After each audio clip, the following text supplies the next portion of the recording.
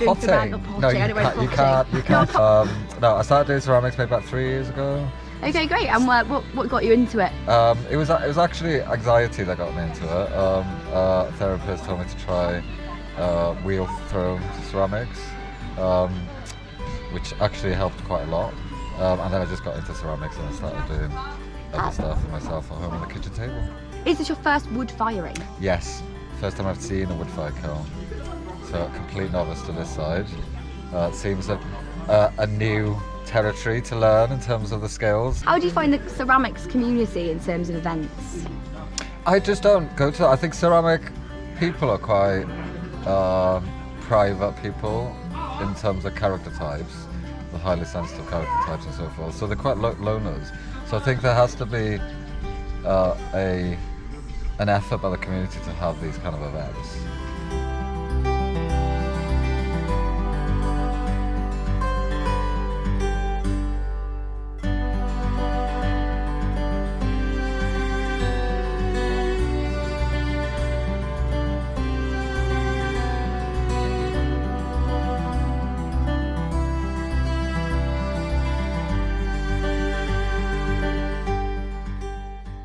Firing go last night, the first one? Yeah, it went really well actually.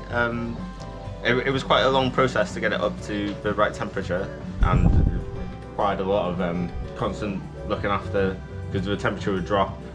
Like, you'd look at it one moment, the temperature would be rising, and 5 minutes later it would be dropping, so you're constantly having to fuel the fire. So I'm not like really doing ceramics that much, but I've always just been behind like Mum and Shaken, Kai, everyone else does it. But then this past year, I was like doing my masters, and it was really difficult to find materials, and I was in lockdown here doing it, luckily. And then that's when I started using clay for my models. So that was really exciting, because while that was happening, I was learning the process of the kiln firing thing. So it's quite unique, really, that like you learn this stuff normally goes straight to an electric kiln.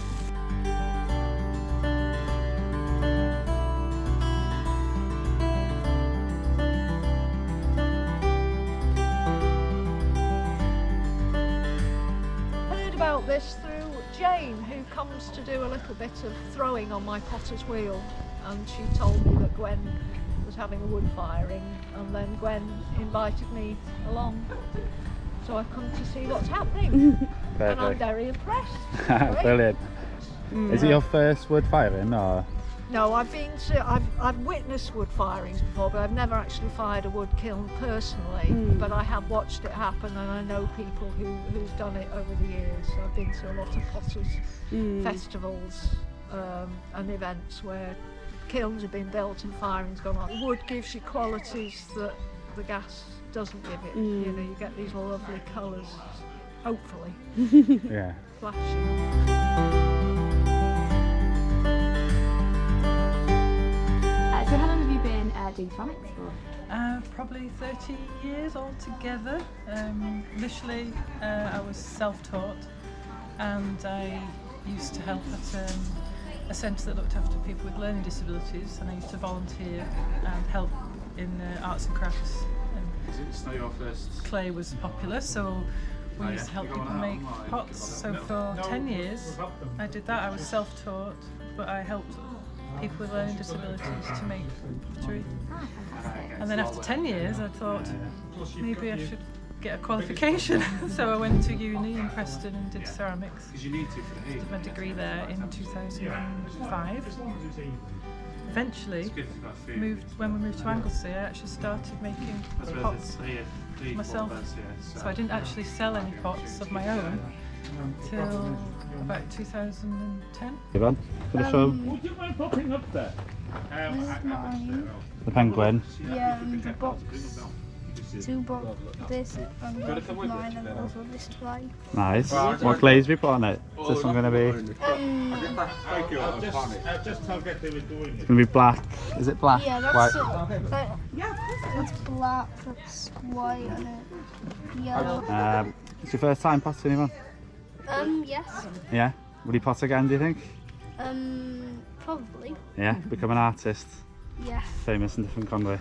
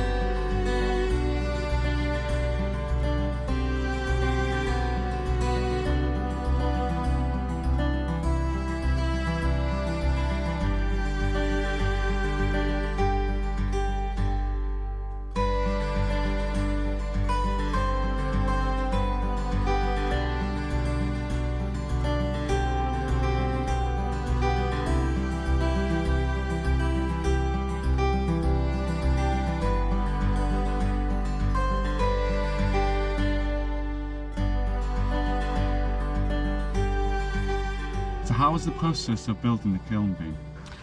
To be honest, it's been quite a horrendous process. It's been a very long journey. I've had many issues, but she's finally up and we're getting the wood now ready to fire. And I couldn't have done it without Joe Finch's help, Mary Wells and Walter Brayford. And he is the one that's basically named the kiln when he uttered those immortal words. You will never have the same peace, Gwen, because you will never know where that dragon's flame will touch. Oh, very nice. And how's the day gone today then? It's been amazing, absolutely amazing. It's brought a whole community together after being isolated for so long during this last lockdown. So it's been an utter success. And what do you think about the community aspect of ceramics? I think it's very important. I think really we are isolated as individuals, so I think this sort of thing is really important. And I don't know how many of the people today have thanked me for creating this community and this celebration. So how's the kiln building process been? Not so bad altogether, a bit mishaps every now and again, but it was good. It's an educational process.